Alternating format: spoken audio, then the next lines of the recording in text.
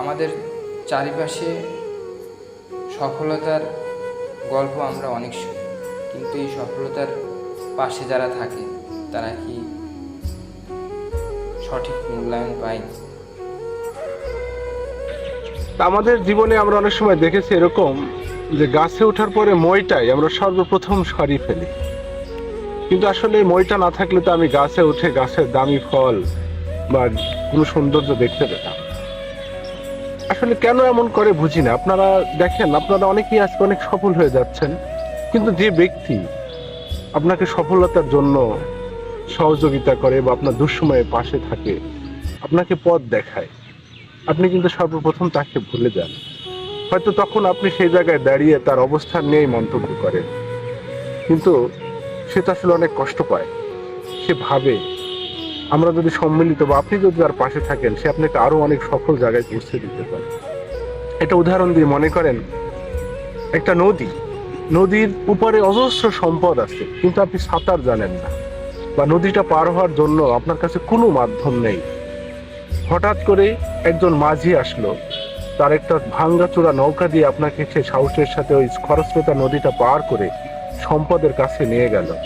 আপনি তখন অজস্র সম্পদশালী হলেন, কিন্তু আপনি একবারও ভেবে দেখেছেন এই মাঝি যদি না থাকতো, এই নৌকা যদি না থাকতো, আপনি কখনো এই সম্পদ পেতেন না। আপনি কেন তাকে ভুলে যাবেন? এই কারণে আজকে সমাজে নৈতিকতার অবক্ষয় ঘটছে। আপনি তাকে সম্মান করেন, তার পাশে থাকেন, তাকে একসাথে খাবার টেবিলে ডাকেন, যে বন্ধুটা আপনার নিঃসঙ্গ সময় আপনার কিছু ছিল না তখন আপনার সাথে ছিল, যে বুদ্ধিমত্তা দিয়ে আপনাকে সফল করে তুলছে, আপনাকে বন্ধুত্ব দেখাচ্ছে, আপনাকে ভালোবাসা দেখাচ্ছে। আপনি কেন সফল হওয়ার পরে সেসব মানুষকে ভুলে যান? তাদের পাশে থাকেন।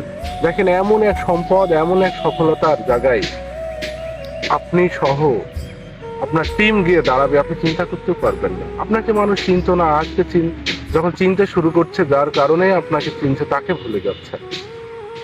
যে গাছ ছায়া দেয় সে গাছকে কষ্ট দিতে হয় না, ওই ছায়ার পাশে দাঁড়ান, আরো শীতল হন, আরো শক্তি সঞ্চয় করেন, আরো বড় পথ অতিক্রম করতে পারেন। যে মানুষটা আপনার সাথে একদিন পুরা রুটি খেয়েছে, সে তো আজকে প্রত্যাশা করে আপনার ভালো ডাইনিং টেবিলে বসে ভালো খাবারের অংশীদার হতে। সে তো চায় আবার একসাথে বসতে, একসাথে গল্প করতে, একটা অনেক বড় পথ একসাথে অতিক্রম করতে, কিন্তু আমরা অচিরেই তাকে ভুলে যাই।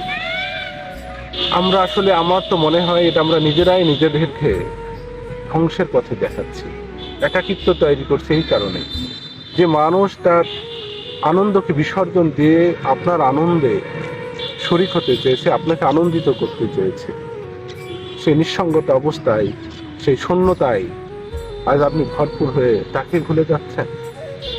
যার পরিচয়ে আপনি পরিচিত হয়েছেন, আজ আপনাকে অনেকেই চেনে মনে করে আপনি তাকেই ভুলে যাচ্ছেন।